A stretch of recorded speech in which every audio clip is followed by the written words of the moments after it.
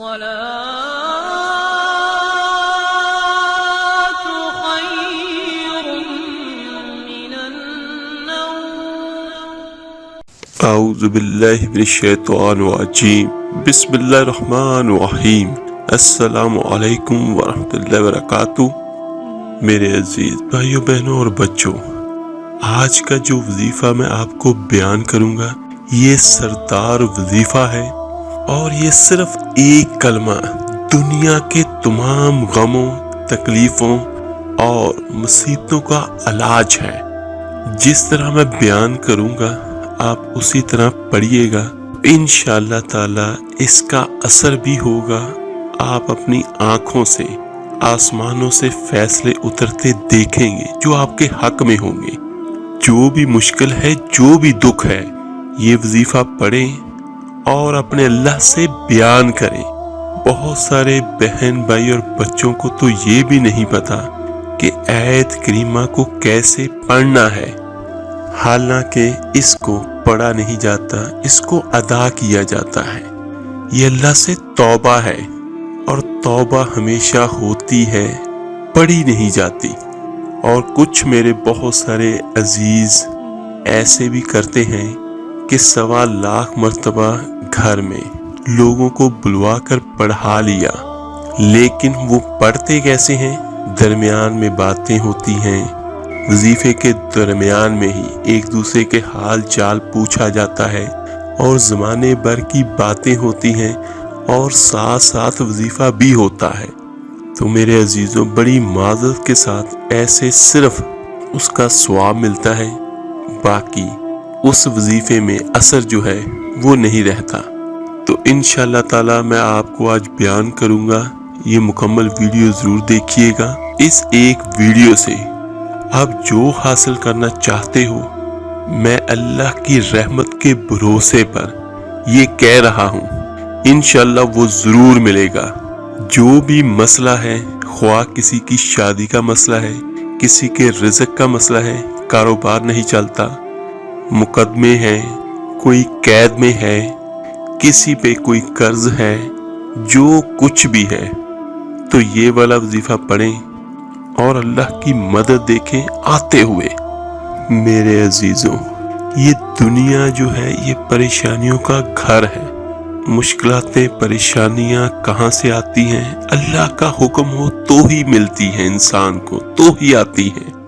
جب تک میرے اللہ کا حکم نہ ہو ایک پتا بھی حرکت نہیں کر سکتا. یہ یقین ہونا چاہیے آپ کے دل و دماغ میں. ہم بہت بے بس ہیں، ہم بہت لاچار ہیں، لیکن میرا اللہ ہر چیز سے پاک ہے. سیدنا ابو ہریرہ رضی تعالی عنہ سے روایت ہے، وہ فرماتے ہیں کہ رسول اللہ صلی اللہ علیہ وآلہ وسلم نے ارشاد فرمایا، دنیا مومن کے لیے قید خانہ ہے اور کافر کے لیے جنت. یہ صحیح مسلم کی حدیث ہے جو میں نے آپ کو بیان کی ہے. اور بے شک یہ دنیا ایک قید خانہ ہے، اور جو کہتا ہے یا سمجھتا ہے کہ ہم آزاد ہیں وہ غلط ہے. اگر کوئی یہ کہتا ہے کہ وہ آزاد ہے تو وہ موت سے لڑ کے دکھائے، جوانی کو روک کے دکھائے، بیماریوں کو روک کے دکھائے. اگر کوئی یہ کہتا ہے کہ ہم آزاد ہیں تو وہ غموں کو روک کے دکھائے. میرے عزیزو، کیوں لوگ شرابوں میں ڈوبتے ہیں کہ اندر کی ویرانیاں ان کو نشوں تک لے جاتی ہیں. وہ ان ویرانیوں کو شراب سے دور کرتے ہیں، حالانکہ اس کا سب سے آسان حل ہے کہ اللہ کو ڈھونڈو. میرے اللہ کا اعلان ہے کہ پیسے سے اطمینان نہیں ملتا. ایک ذہن ہے کہ اگر ہم اپنی مرضی پہ چلیں گے تو ہمیں سکون ملے گا. اللہ کی قسم، جتنا اپنی مرضی پہ چلیں گے اتنا تباہ ہوتے جائیں گے. میرے اللہ کا اعلان ہے، اللہ کو یاد کرو گے تو ہی دلوں میں ٹھنڈک آئے گی، ورنہ ایسے ہی سلگتے رہو گے، سسکتے رہو گے، تڑپتے رہو گے. اللہ کو پاؤ گے تو سب کچھ پاؤ گے، اللہ کو کھو دیا تو سب کچھ کھو دیا. اللہ ملا تو سب کچھ ملا، اللہ نہ ملا تو کچھ نہ ملا۔ بوڑھا باپ بیٹھا ہوا ہے، جوان اولاد مر رہی ہے، کیا ہم لوگ آزاد ہیں؟ آج شادی ہوئی ہے کسی کی، کل موت آ گئی، کیا ہم آزاد ہیں؟ دنیا کی ہر شے موجود ہے لیکن خوشی نہیں، کیا کوئی خوشی لا سکتا ہے؟ ہر نعمت موجود ہے لیکن خوشی کوئی نہیں۔ بیماری سے کوئی لڑ سکتا ہے؟ سر درد، جسم میں کسی بھی جگہ پہ درد ہو تو کیا کوئی چاہتا ہے کہ میں مستقل درد کا مریض بنوں؟ کون یہ کرتا ہے اور کون یہ کہتا ہے کہ ہم آزاد ہیں؟ اگر ہنسنا چاہتے ہیں تو آنسو نکلتے ہیں، اگر رونا چاہتے ہو تو ہماری آنکھیں ساتھ نہیں دیتی۔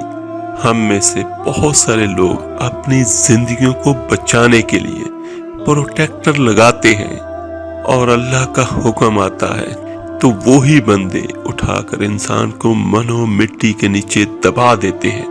اور ان دو غلط سوچوں سے آج پوری دنیا میں فساد ہے۔ مال بناؤ، پیسہ بناؤ، جیسے مرضی آئے، جھوٹ بول کے آئے، دھوکہ دے کے آئے، فراڈ کر کے آئے، پیسہ بنانے کے لیے سارے قانون توڑ دیتے ہیں، کیونکہ پیسوں سے کام بنتا ہے۔ جب پیسہ آ جاتا ہے تو پھر لوگ یہ کہتے ہیں کہ میری مرضی، میں جو چاہوں کروں۔ لیکن ہماری تاریخ یہ بیان کرتی ہے کہ کوئی چاہے جتنا مرضی طاقتور ترین بن گیا، پیسے سے مالدار بن گیا، لیکن موت کو کوئی بھی نہیں روک سکا۔ بڑھاپے کو روک کے دکھائے، بڑھاپے میں دانت ہلنے شروع ہو جاتے ہیں، کوئی ہے جو انہیں روک کے دکھائے؟ نظر کمزور ہو جاتی ہے، کوئی سے روک کے دکھائے؟ سننا کمزور ہو جاتا ہے، کوئی روک کے دکھائے؟ بھوک لگنی بند ہو گئی، کوئی اسے روک کے دکھائے؟ ہاتھ میں چھڑی آ گئی، ویل چیئر پہ آ گئے، کوئی اسے روک کے دکھائے؟ موت نے جھٹکا دیا تو اسے کوئی روک کے دکھائے؟ اور جن کے لیے ہم کماتے ہیں وہ بعد میں قبروں پہ جا کے یہ بھی نہیں دیکھتے کہ کون ہے اور کہاں ہے۔ یہ آزادی کیسی؟ اس دنیا میں تو آنا ہی قید ہے۔ نہ کسی نے چاہا کہ اس دنیا میں آئے، اور نہ کوئی اب یہ چاہتا ہے کہ وہ مر جائے۔ ہر ایک سانس، اس ایک سانس نے ہمیں موت کے اور قریب کر دیا۔ دن اور رات تو لمبا پیریڈ ہے، اس ایک سانس نے بھی، جو میں ابھی لے چکا ہوں، اس نے میری اور آپ کی زندگی چھین لی ہے۔ ہر وقت ہماری زندگی ہم سے چھن رہی ہے، ہمارا وقت ہمارے ہاتھوں سے جا رہا ہے۔ اور کیا خوبصورت مثال دی ہے میرے اللہ نے اس دنیا کے بارے میں۔ یہ ریت میں پانی ہے، تم بھاگو گے، یہ پکڑو یہ پکڑو، اور کوئی تمہیں روکے گا تو تم یہ کہو گے یہ حسد کرتا ہے، میرا رزق اس کو ہضم نہیں ہو رہا، میری دولت اس کو ہضم نہیں ہو رہی۔ حلال راستے سے ساری دنیا کما لو، اللہ منع نہیں کرتا۔ حضرت عبد الرحمن بن عوف رضی اللہ عنہ، یہ ٹاپ 10 صحابہ میں ہے۔ کون سے ٹاپ 10 ہیں؟ میرے آقا صلی اللہ علیہ وآلہ وسلم نے فرمایا، ابو بکر جنتی، عمر جنتی، عثمان جنتی، علی جنتی، طلحہ جنتی، زبیر جنتی، سعد بن ابی وقاص جنتی، عبد الرحمن بن عوف رضی اللہ عنہ جنتی، ابو عبیدہ بن جراح جنتی، سعید ابن زید جنتی۔ ان 10 صحابہ کو ہمارے آقا نے ایک مجلس میں جنت کی بشارت دی تھی، تو ان کو عشرہ مبشرہ کہا جاتا ہے۔ اس میں سے ہی ایک صحابی عبد الرحمن بن عوف رضی اللہ عنہ ہے۔ جب ان کا انتقال ہوا تو ان کے پاس کتنا مال و دولت تھا؟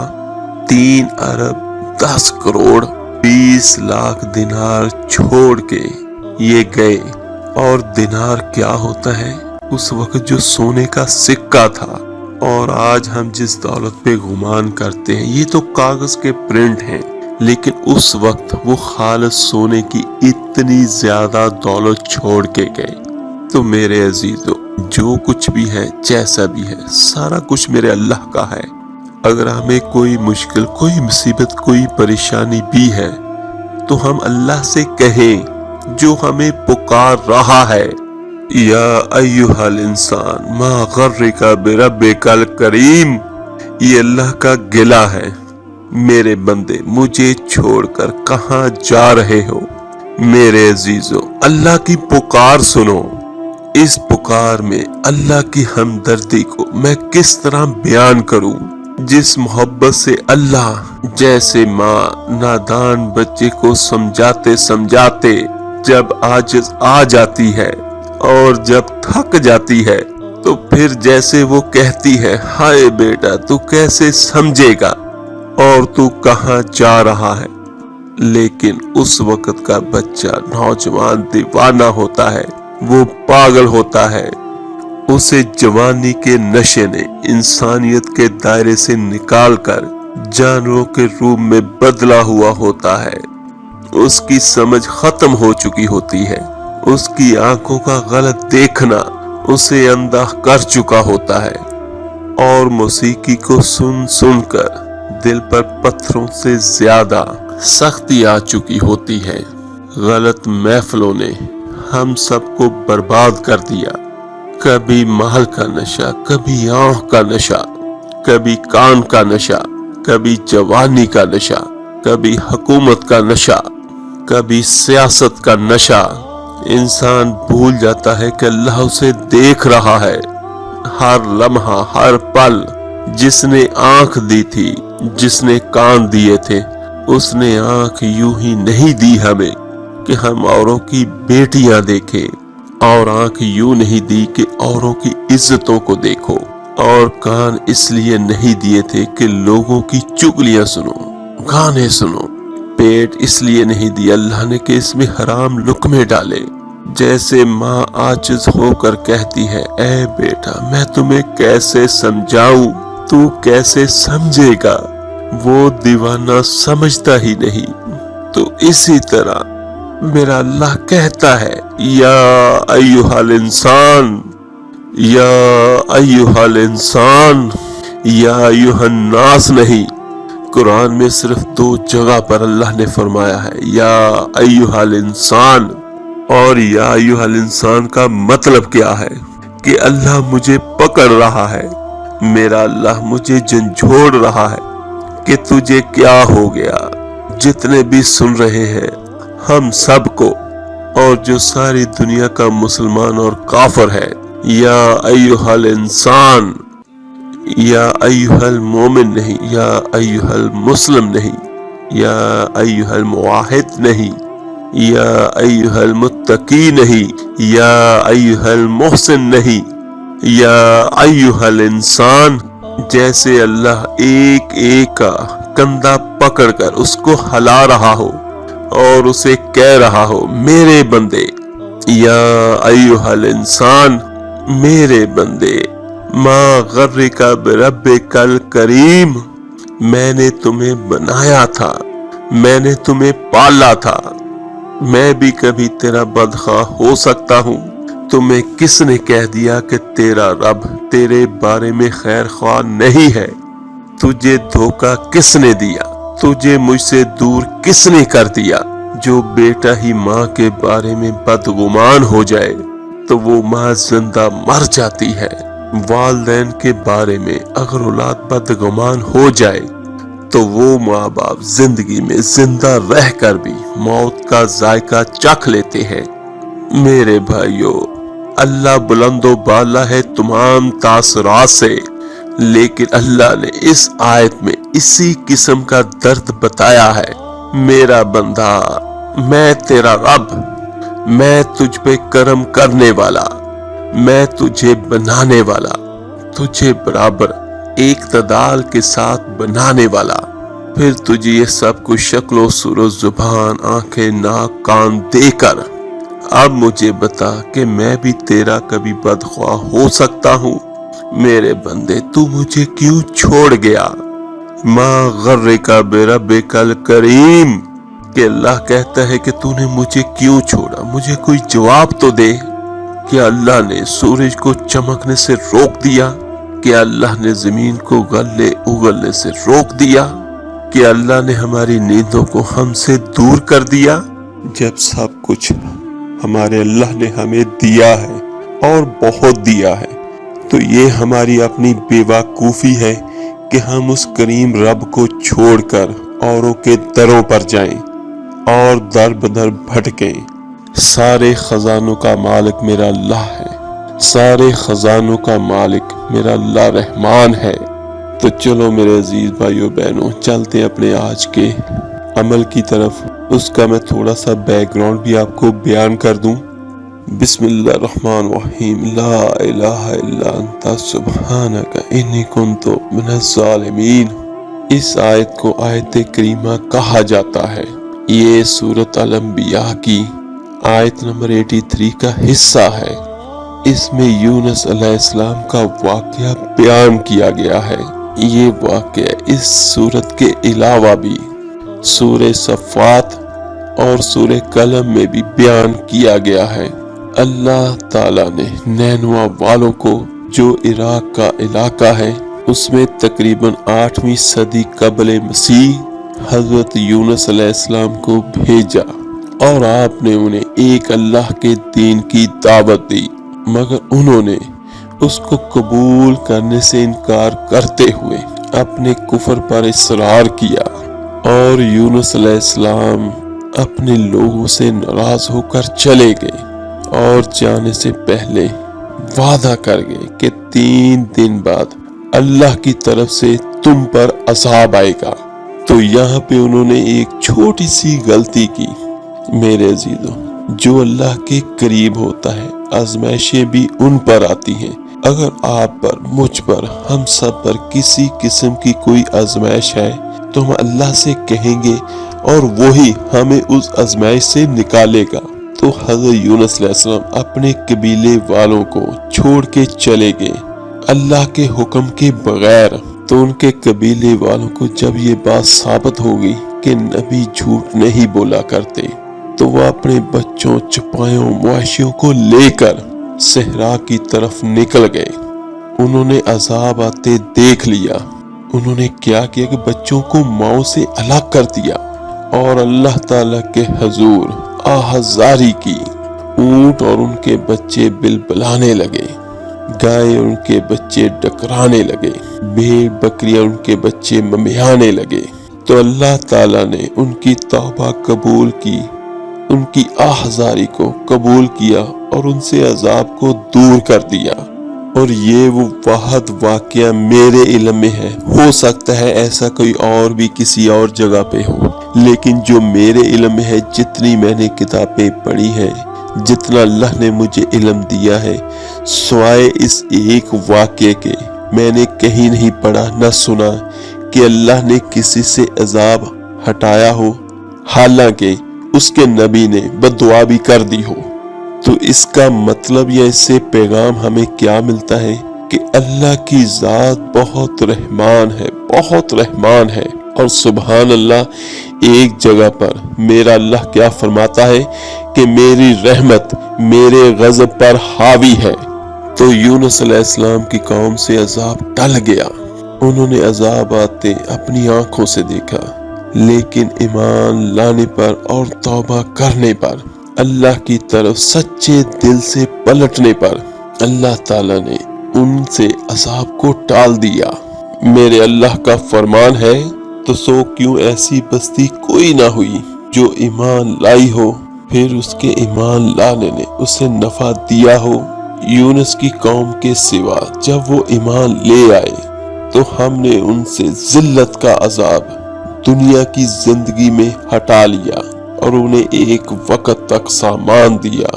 جب قوم نے توبہ کر لی اور ان کا عذاب ٹل گیا، اور دوسری طرف حضرت یونس علیہ السلام ساحل سمندر سے ایک کشتی میں سوار ہوئے اور کشتی ڈگمگانے لگی، لوگوں کو خطرہ پیدا ہو گیا۔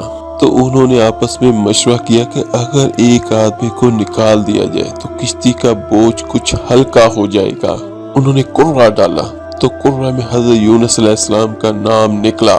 لیکن کشتی والے آپ کو بہت معزز اور اللہ کا ولی سمجھتے ہوئے انہوں نے آپ کو کشتی سے اتارنے سے انکار کر دیا۔ لیکن دوسری مرتبہ پھر قرآن میں حضرت یونس علیہ السلام کا نام، تیسری مرتبہ پھر ان کا نام، تو پھر اللہ کا فرمان ہے کہ وہ قرآن میں شریک ہوا اور ہارنے والوں میں سے ہو گیا، یعنی قرآن کے نام نکل آیا۔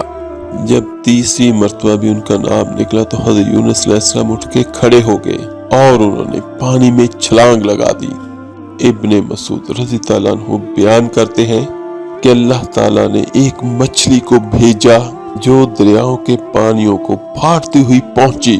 اس نے اس وقت حضرت یونس علیہ السلام کو نگل لیا جب انہوں نے کشتی سے چھلانگ لگائی تھی، یعنی جو ہی انہوں نے پانی میں چھلانگ لگائی اسی لمحے میں مچھلی نے انہیں نگل لیا، اور میرے اللہ نے اس مچھلی کی طرف وحی نازل فرمائی تھی کہ تو نے حضرت یونس علیہ السلام کے گوشت کو نہیں کھانا اور نہ ہی ہڈی کو نقصان پہنچانا ہے، کیونکہ یونس تیرے لیے رزق نہیں بلکہ تیرا پیٹ اس کے لیے محض قید خانہ ہے۔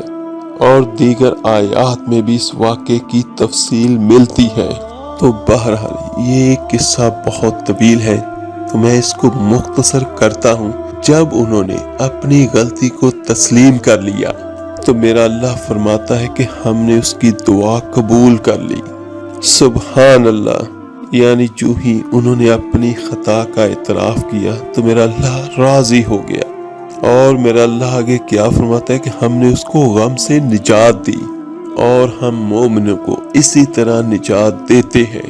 تو یہاں دراصل مومنوں کو ایمان لانے، اس پر ثابت قدم رہنے اور اس دعا کو زیادہ سے زیادہ پڑھنے کی ترغیب دی جا رہی ہے، کیونکہ حضرت یونس علیہ السلام کو صرف ایک اس کلمے کی وجہ سے نجات ملی تھی، بسم اللہ الرحمن الرحیم، لا الہ الا انت سبحانک انی کنت من الظالمین، نہیں کوئی معبود سوائے اللہ کے اور بے شک میں ظالموں میں سے ہوں۔ تو میرے عزیزو، اس ایک کلمے کی طاقت اور برکت یہ ہے کہ جو بندہ جس بھی حاجت کے لیے پڑھے گا تو اللہ تعالیٰ اس کی وہ حاجت پوری کرے گا۔ یہ قرآن کی آیت ہے، اور میرے آقا دو جہاں صلی اللہ علیہ وآلہ وسلم کا ارشاد بھی ہے، جس مسلمان نے بھی مصیبت میں اس دعا سے اللہ تعالیٰ کو پکارا، اللہ تعالیٰ اس کی دعا ضرور قبول فرمائے گا۔ اور میرے آقا دو جہاں صلی اللہ علیہ وآلہ وسلم کا ارشاد ہے، کوئی شخص جب بھی کسی چیز کے بارے میں یہ دعا کرتا ہے تو اللہ تعالیٰ اس کی دعا کو ضرور قبول فرماتے ہیں۔ تو میرے عزیزو، اس آج والے اس آیت کریمہ کے بارے میں ایک تو سب سے بڑا یہ ہے کہ یہ قرآن کی آیت ہے، اور دوسرا میرے آقا دو جہاں صلی اللہ علیہ وآلہ وسلم کا فرمان بھی میں نے آپ کو بیان کیا ہے۔ تو اس کا میں آج آپ کو پڑھنے کا طریقہ بیان کرتا ہوں۔ آپ نے اس کو پڑھنا کیسے اور کیسے اس سے ہم اپنا فائدہ جو بھی ہے وہ انشاءاللہ تعالی ضرور حاصل کریں گے۔ سب سے بہترین تو یہ ہے کہ آپ اس آیت کریمے کی 1.25 لاکھ مرتبہ پڑھ لیں، اور اس 1.25 لاکھ کو آپ 41 دنوں پہ ڈیوائیڈ کر لیں، تقسیم کر لیں، جتنے بھی اس کے عدد بنتے ہیں تھوڑے سے زیادہ بھی پڑھ لیں گے تو اس کا فائدہ ہوگا، نقصان کوئی نہیں۔ لیکن یہ والا وظیفہ کرنے سے پہلے آپ نے صدقہ لازمی دینا ہے اور حصار بھی لازمی کرنا ہے۔ حصار کا طریقہ جو ہے نیچے ڈسکرپشن میں لنک سینڈ کر دیتا ہوں، وہ آپ دیکھ لیجئے گا کہ حصار کس طرح کرنا ہے۔ اور ایک بات جو سب سے اہم ہے کہ حمل والی عورتیں یہ والا وظیفہ نہ کریں، یہ بہت جلالی عمل ہے اور غرم ہے، باقی جو جب چاہے کر سکتا ہے، اس کو ایک جگہ اور ایک وقت مقرر کر کے کر لیں۔ اور اگر آپ یہ کہتے ہیں کہ ہم سب مل کے پڑھ لیتے ہیں تو جس طرح میں پہلے بیان کر چکا ہوں کہ صرف وظیفہ پڑھنا ہے، اس میں باتیں نہیں کرنی، تو اس طریقے سے بھی اگر کوئی قید میں ہے یا کسی کا جو بھی مسئلہ ہے، رزق کا ہے، شادی کا ہے، نوکری کا ہے، کاروبار کا ہے، ویزے کا ہے، کوئی قید میں ہے، تو یقین کیجئے گا یہ سب سے بہترین اور طاقتور وظیفہ ہے۔ لیکن جس طرح میں پہلے آپ کو بیان کر چکا ہوں کہ حصار کرنا ہے، صدقہ دینا ہے اور خوشبو کا اہتمام لازمی کر لیں، پانی ساتھ میں رکھ لیں جتنے بھی پڑھ رہے ہیں، ایک پڑھ رہا ہے، دو پڑھ رہے ہیں تو اس میں پانی میں پھونکے مارے، وہ پانی پیئیں، گھر والے سبھی کو پلائیں، یہ بیماریوں سے شفا بھی ہوگی، آپ کی ہر مشکل ہر پریشانی بھی دور ہوگی۔ اور اگر کوئی 1.25 لاکھ مرتبہ نہیں پڑھ سکتا تو پھر روزانہ اس کو 700 مرتبہ یا 1100 مرتبہ اس کو پڑھ لے۔ کوئی ایک اللہ کا بندہ یا ایک اللہ کی بندی پڑھ لے اور اس وقت تک پڑھتے رہیں جب تک آپ کا کام جو بھی ہے، جس حاجت کے لیے آپ نے یہ شروع کیا ہے وہ ہو نہ جائے۔ اور جب آپ کا ایک دن کا عمل اور وظیفہ مکمل ہو جائے تو ہاتھ اٹھا کے اپنے اللہ سے دعا کیجئے گا، اپنے لیے بھی اور ان سب بہن اور بھائیوں کے لیے بھی جو کسی بھی قسم کی مشکل، پریشانی، مصیبت یا بیماری میں مبتلا ہے۔ اللہ تعالیٰ ان کی بھی ہر مصیبت پریشانی دور کرے اور آپ کی بھی کرے، آمین ثم آمین۔ تو انشاءاللہ تعالیٰ اس کا اثر اور اس کا رزلٹ آپ کو چند دنوں کے بعد ہی ملنا شروع ہو جائے گا۔ 5 وقت کی نماز لازمی پڑھیں اور کوشش یہ کیجیے گا کہ آپ کی زبان سے جھوٹ کسی کے لیے بھی نہ نکلے، اور ایسے عمل کریں جو حرام نہ ہو۔ یہ کسی بھی وظیفے اور عملیات میں یہ شرائط ہوتی ہیں۔ جس جگہ پہ آپ نے عمل کرنا ہے وہ پاک اور صاف ہو، جگہ بھی صاف ہو، آپ کے کپڑے بھی پاک اور صاف ہو، آپ کے دانت بھی صاف ہو، مسواک کر لیں۔ تو جس طرح میں بیان کرتا ہوں، بلکہ میں آپ کو صحیح وظیفہ کرنے کا لنک بھی نیچے ڈسکرپشن میں دے دیتا ہوں کہ آپ اس حساب سے وظیفہ کیجئے گا۔ تو جو بچے اور بچیاں یہ کہتے ہیں کہ میں نے بہت سارے وظائف اور عملیات کیے لیکن میرا کام نہیں ہوا، تو ایک مرتبہ جس طرح میں بیان کر رہا ہوں اسی طرح یہ وظیفہ کریں، پھر اللہ کی رحمت دیکھیں۔ چلے میرے عزیز بھائیوں اور بہنوں، اس ویڈیو کو لائک، سبسکرائب اور شیئر ضرور کیجیے گا۔ آپ کے ایک شیئر کرنے سے جو کوئی آیت کریمہ پڑھے گا اس کا ثواب، اس کا اجر آپ کو، مجھے، ہم سب کو ملے گا۔ آپ میرے لیے دعا کیجیے گا، میں آپ کے لیے دعا کروں گا۔ ملتے ہیں جلدی انشاءاللہ تعالیٰ ایک نئے وظیفے عمل کے ساتھ۔ اپنا بہت بہت خیال رکھیے گا۔ اللہ حافظ۔